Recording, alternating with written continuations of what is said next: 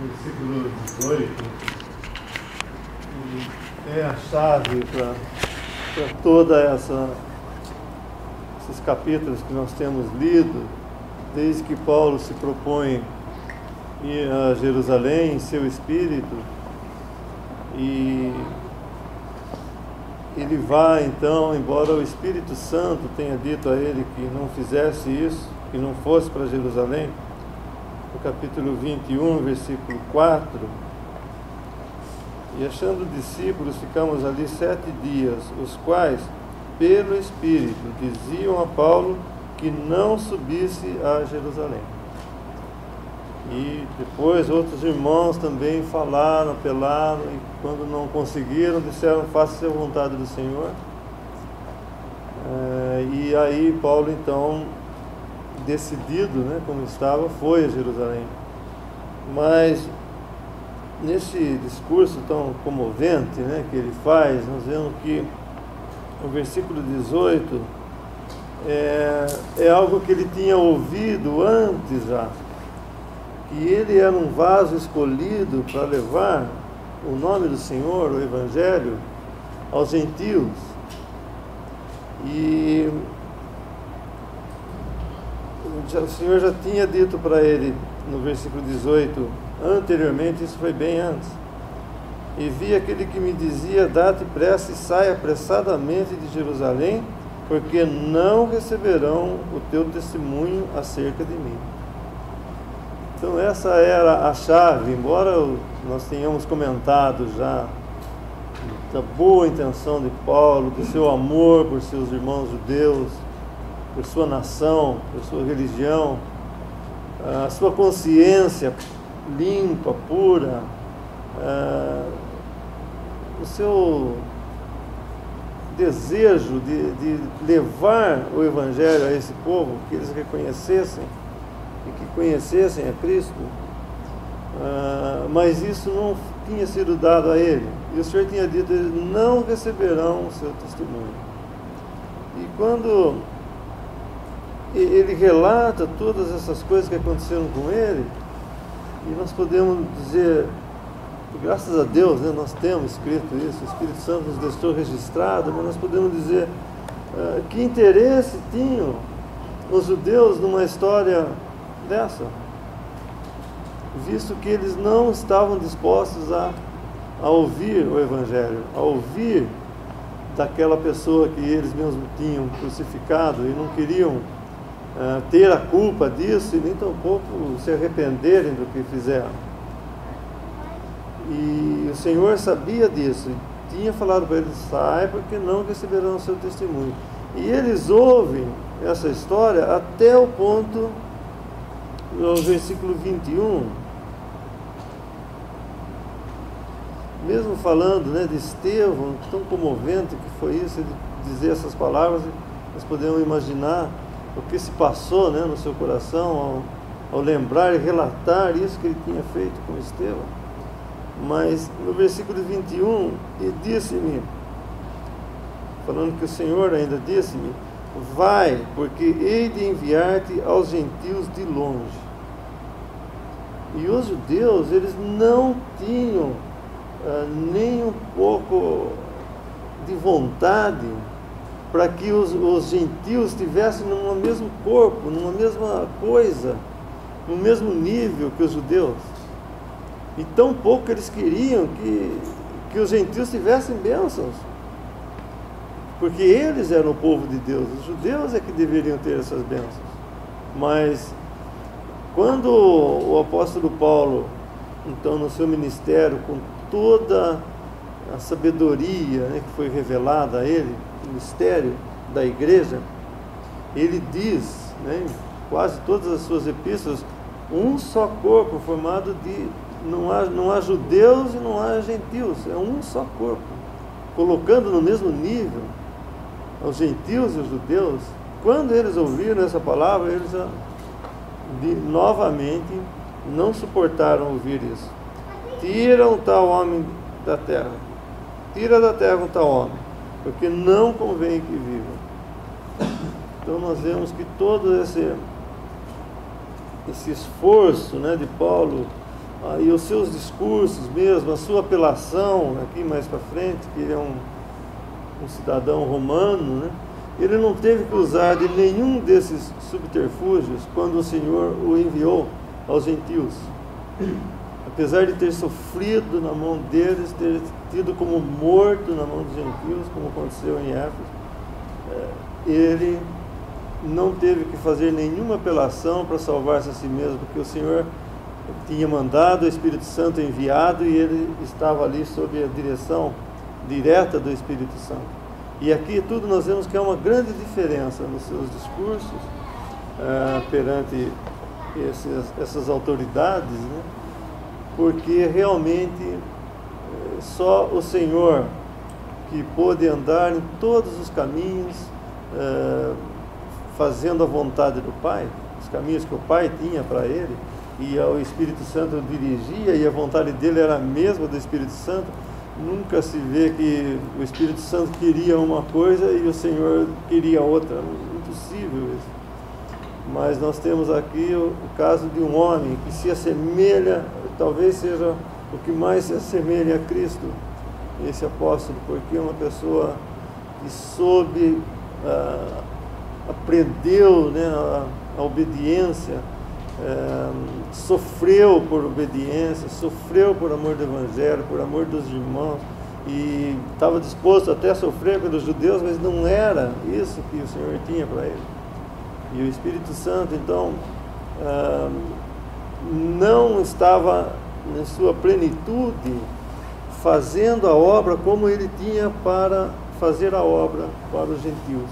Então, por isso nós vemos essa diferença, embora nós devemos falar desse homem, né, com todo o respeito, como ele foi um imitador de Cristo, como ele, até nesses sofrimentos que ele está passando aqui, vai passar ainda, nós vemos que há uma semelhança com Cristo, que ele foi rejeitado pelos seus também, completamente, mas tudo isso tem uma grande diferença de quando o Senhor o envia, quando o Espírito Santo diz: apartai-me agora Barnabé e Saulo para a obra que tem para eles fazerem.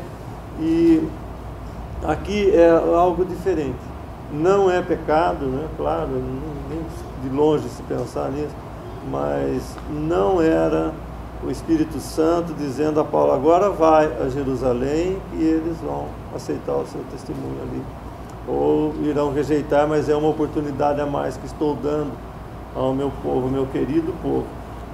Não se tratou disso. Então Paulo tem que fazer essas apelações, né? E depois então nós vemos como ele talvez esteja triste, né? E o Senhor aparece para ele um pouco mais para frente. Uma pessoa notável, notória. Tanto que nós vemos lá na conversão dele, os judeus, os lá de Damasco, e todos o que o ouviam estavam atônitos e diziam: não é este o que em Jerusalém perseguia os que invocavam este nome? E para isso veio aqui, para os levar presos aos principais dos sacerdotes? Saulo, porém, se esforçava muito mais e confundia os judeus que habitavam em Damasco, provando que aquele era o Cristo. Todos conheciam Paulo, não, ele devia ser uma pessoa cruel, né? Só que ele foi cruel até o tempo de Deus, né? Ele maltratou os cristãos, ele maltratou a igreja de Deus, até o tempo de Deus, né? Deus permitiu que isso acontecesse na vida dele, tanto que ele diz que ele é o maior dos pecadores, porque persegui a igreja de Deus, ele fala. Se existe perdão para mim, né, se existe perdão para Paulo, né, existe perdão para qualquer um, porque ele se diz: eu sou o maior dos pecadores, pois persegui a igreja de Deus. E nessa história nós vemos o caçador sendo caçado e o perseguidor sendo perseguido. Nós vemos que essa conversão de Saulo não foi feita paulatinamente, né? Paulo, na hora de Deus, né, vai brilhar a luz do céu, ele vai cair com o rosto em terra e vai ouvir do próprio Senhor: por que me persegues? Mas nós vemos que essa história parece um conto de carochinha para os judeus do que tinha acontecido. Eles nem tão pouco criam em Jesus, queriam receber o testemunho de Cristo, muito menos estranhando as atitudes de Paulo, que antes era de perseguir e agora está falando bem. Quem é esse cara que antes perseguia e vem aqui agora falando bem falando o contrário do que ele fazia, está fazendo o contrário do que ele fazia? Isso que nós chamamos de conversão, né? Foi uma conversão forçada. Essa conversão não foi uma conversão paulatina, não. A hora que chegou, no exato momento, Deus disse: agora eu ponho fim nisso daí. Agora você vai ver o quão custoso é ser perseguido, né? Nós vemos alguns versículos dele, que ele diz, por exemplo, em Filipenses 3:6: segundo o zelo, fui perseguidor da igreja. Depois ele fala em 1 Timóteo: a mim que dantes fui blasfemo e perseguidor e opressor, mas alcancei misericórdia, porque eu fiz ignorantemente na incredulidade. Então Deus teve que mostrar. Ele estava pensando que estava tendo um zelo, né, com a lei, mas para as coisas do Senhor, mas não. Ele estava perseguindo a própria igreja de Jesus, e ele ia ter que sentir agora o que era ser perseguido por causa do nome de Jesus. Aquele que ele perseguia, os que ele perseguia por causa do nome de Jesus, Paulo agora ia ser perseguido por causa do nome de Jesus. Ele ia saber o quão difícil era. A gente poderia ler lá em Filipenses 3.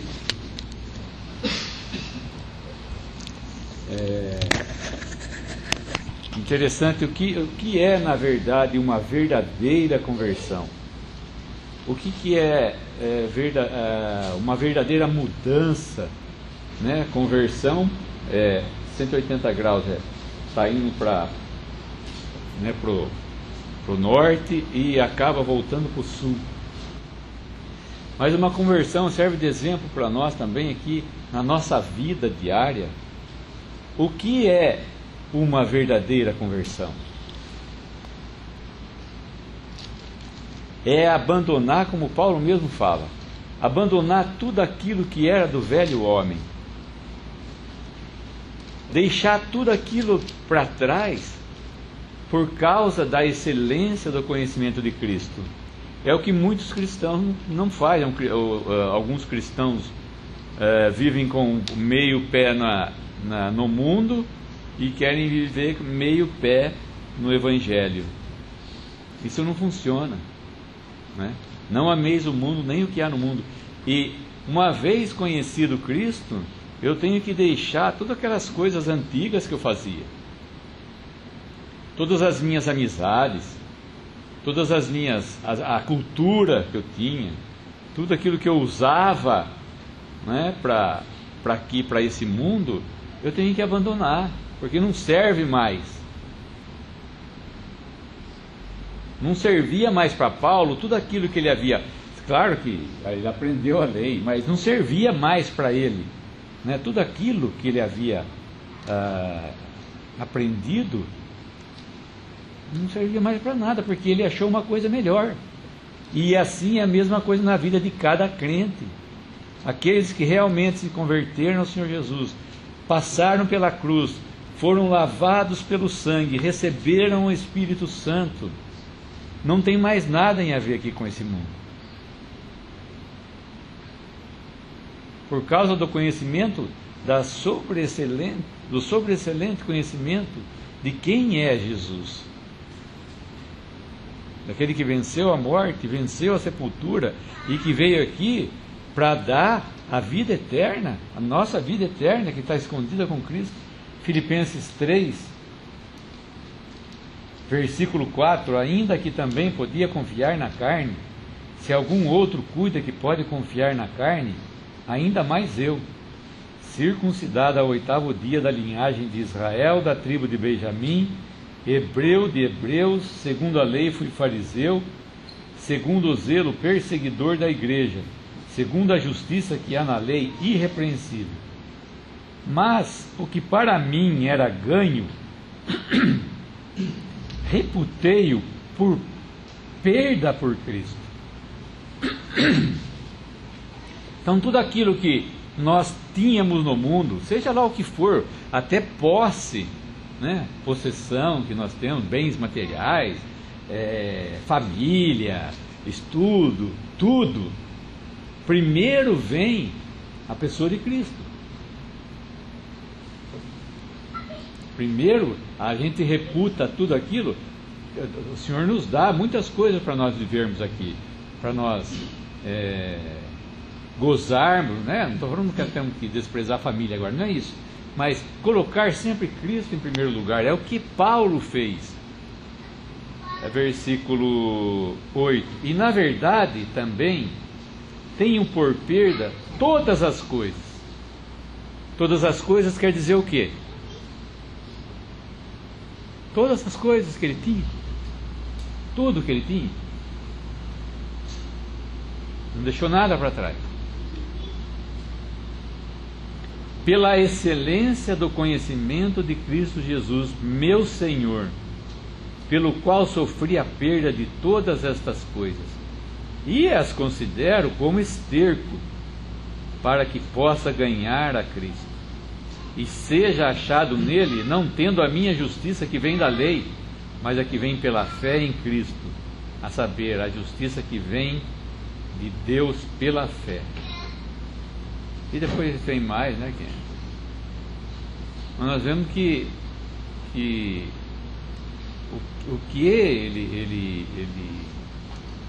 verdadeiro cristão, a verdadeira conversão é isso. É ter por perda todas as coisas pela excelência do conhecimento de Cristo. A vida cristã não vai bem quando, como eu falei, quando eu quero deixar um pouquinho do mundo misturado com um pouquinho das coisas do Senhor. Não serve mais para mim. Não serve para o velho homem, mas para o novo homem, que é segundo Cristo, não serve. Nós vemos em Paulo esse exemplo, né? Essa confissão dele que foi opressor, mas agora ele fez por ignorância, e que depois que ele conheceu a verdade, quem era o Senhor Jesus, né?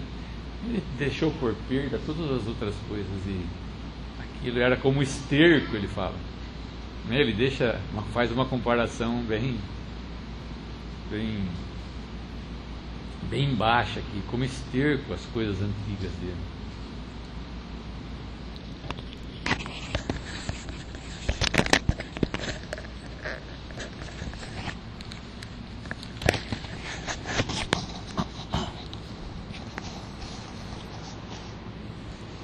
Na vida cristã não existe um estágio que a gente possa dizer assim: agora atingi esse estágio de sabedoria, de comportamento cristão, então eu estou seguro. Daqui para frente eu vou andar sempre de acordo com a vontade de Deus, etc. Nós estamos vendo aqui Paulo, não no começo da sua jornada de cristão, mas ele já tinha um bom caminho aqui andado. E os irmãos mostraram o contraste entre as passagens, os capítulos anteriores, quando era o Espírito Santo quem o enviava, e supria tudo, ou às vezes até o impedia de ir em algum lugar, como aconteceu em algumas ocasiões. Eles foram impedidos pelo Espírito Santo de pregar na Ásia, por exemplo. E agora nós estamos vendo Paulo no seu próprio Espírito. É o mesmo Paulo, guiado pelo Espírito e guiado pelo seu Espírito. E é uma lição para nós sabermos disso, porque nós também somos, em alguns momentos da vida, guiados pelo Espírito. Em outros momentos, somos guiados pelo próprio Espírito. E isso independe de quanto tempo de estrada a gente tenha. Porque Paulo aqui era para já saber de tudo, né?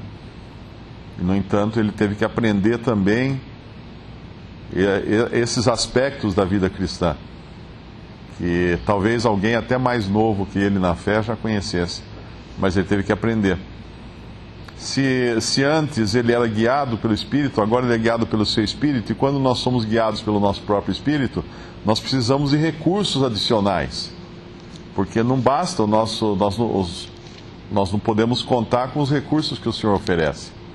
Então nós temos que adicionar os nossos próprios recursos.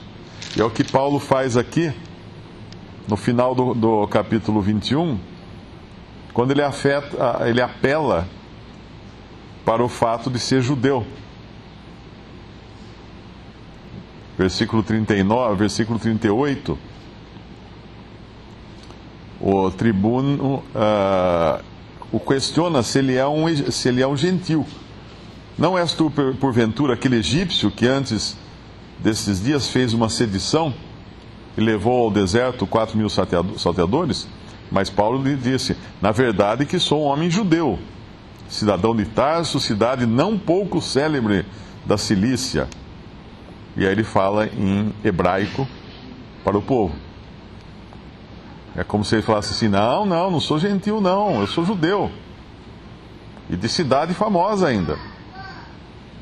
E lá no final do capítulo, a questão é outra. Não sou judeu, sou gentil, sou romano, sou de cidadão romano. Final do capítulo,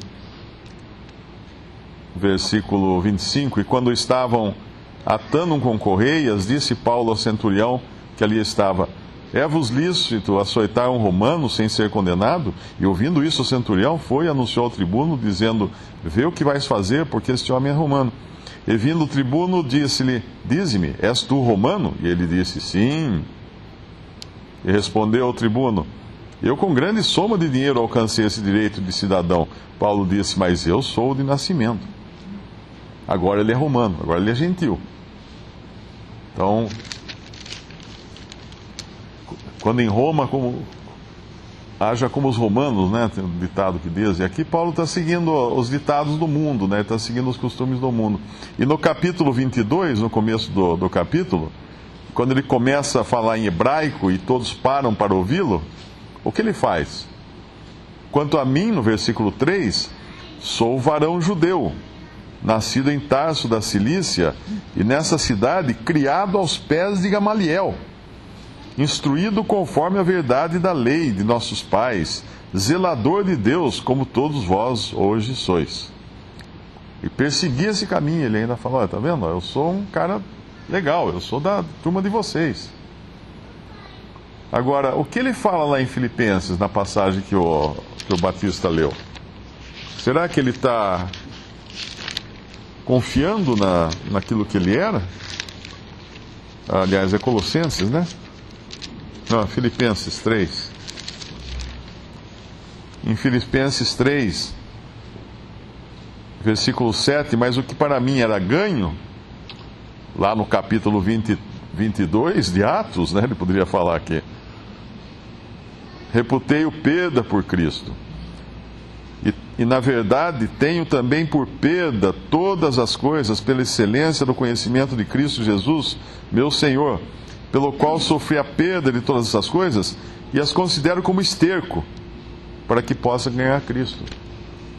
Então ele tenta usar de esterco no final do capítulo 21, dizendo-se judeu, e começo do capítulo 22, mostrando as suas credenciais de judeu, o seu curso aos pés de Gamaliel, o seu diploma, né? Ele está dizendo num certo sentido. Vocês sabem com o que eles estão falando? Numa forma bem brasileira, né, de argumentar, de mostrar patente. Ele está mostrando só patente, e aqui ele está falando assim: esterco, tudo aqui era esterco. E ele vai aprender isso, e nós vamos ver quando ele aprende isso na última carta de Paulo.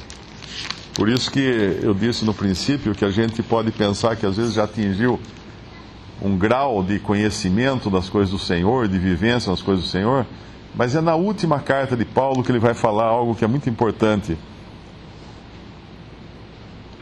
Versículo 6: porque eu já estou sendo oferecido por aspersão de sacrifício, e o tempo da minha partida está próximo.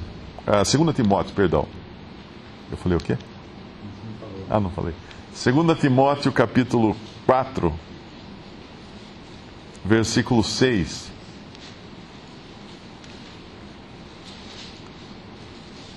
Porque eu já estou sendo oferecido por aspersão de sacrifício, e o tempo da minha partida já está próximo.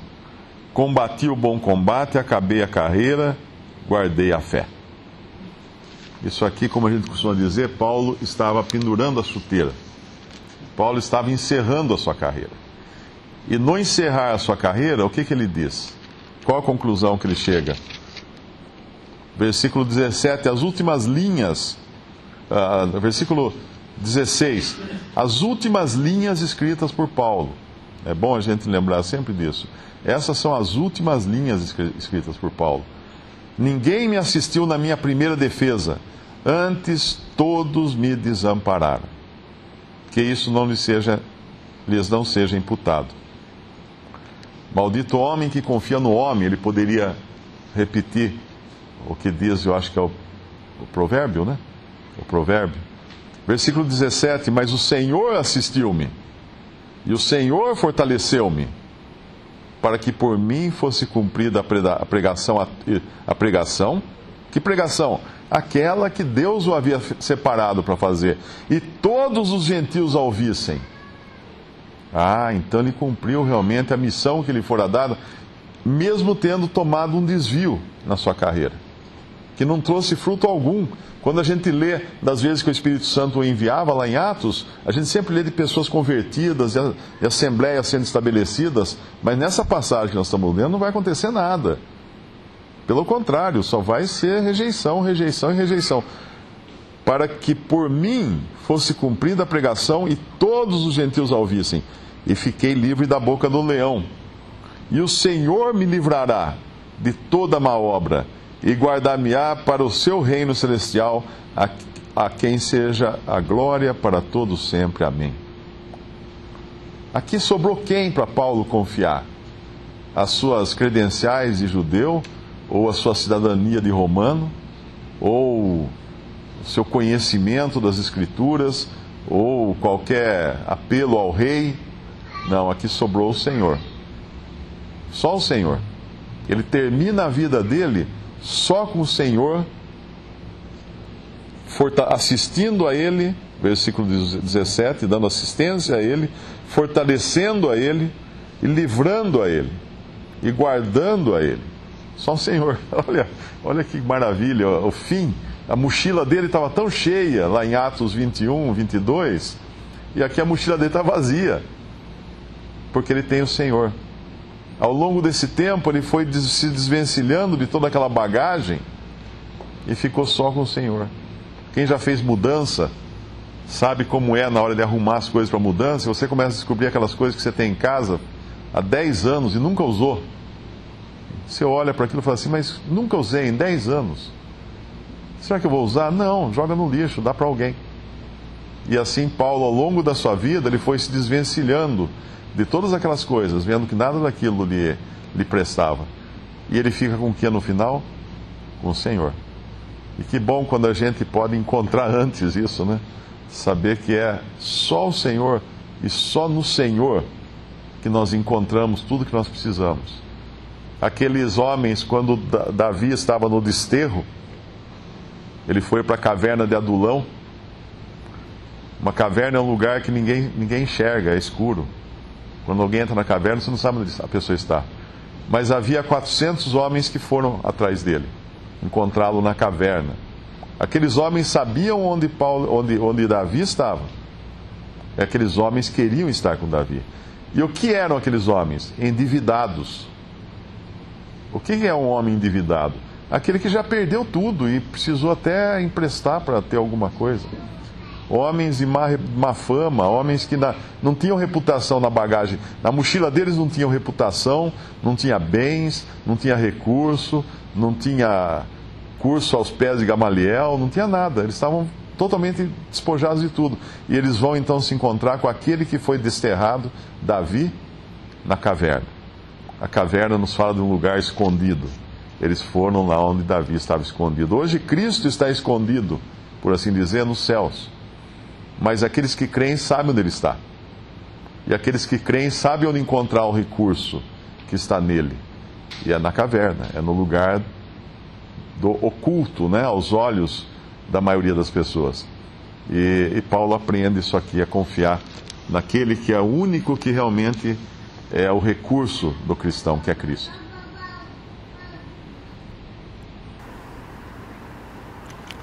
Só para completar, a impressão que a gente tem ao ler essa narrativa de Paulo é que ele confiava que, mostrando aos judeus o que ele era e no que ele tinha se convertido, fosse ajudar os judeus a entenderem a verdade. Só que tropeça sempre, tanto nesse, porque 3 vezes em Atos é narrada a conversão de Paulo. A primeira, Lucas que narra, a segunda aqui nós temos, e daqui 2 capítulos nós vamos ver Paulo perante Agripa falando outra vez da sua conversão. E ele tinha, eu creio que aqui ele tinha a intenção de, contando o que ele era e agora o que ele é, que eles fossem entender. Só que as 2 narrativas que Paulo fala é interrompida e esbarra quando ele fala que ele foi enviado para os gentios. E foi exatamente isso que o Senhor chamou ele para fazer, quando ele conta toda a sua história, o seu passado, para depois falar, mas Deus me chamou para fazer isso. Aí eles falam, primeiro aqui eles falam, acaba com esse homem não merece ficar na terra. E em Agripa nós vamos ver que Festo fala, esse homem ficou louco, muitas letras o deixaram louco, porque ele estava falando de pregar o evangelho aos gentios. E no final, quando o irmão leu, né, nessas cartas, ele já não apelava mais pelo que ele era. E muitas vezes nós fazemos isso. Às vezes a gente pensa que contar o quão mal a gente era antes de se converter vai ajudar alguém mal a se converter. E não vai. Porque é a palavra de Deus que comunica a vida e traz. Então, nós não devemos estar preocupados em gastar muito tempo contando quem nós éramos e o que Deus fez de nós, mas o que Deus é para ele que está precisando. Eu creio que o Evangelho é fazer aquilo que o Senhor quer que a gente faça.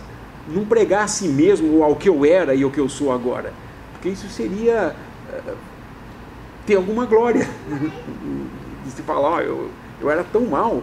Mas você vê que toda vez que Paulo fala quem ele era, ele fala no sentido assim, isso é esterco, eu deixei para trás, porque não tem valor.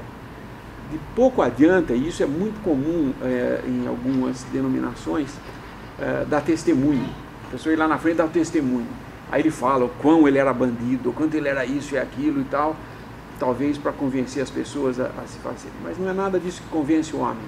O nosso passado não convence o homem do que nós somos agora. Mas o que nós somos agora pode convencer pelo Espírito alguém a se converter quando falamos do Evangelho. Isso eu creio que Paulo teve que aprender nesses momentos aqui em que ele tenta se defender na presença das autoridades. Já é tarde, né?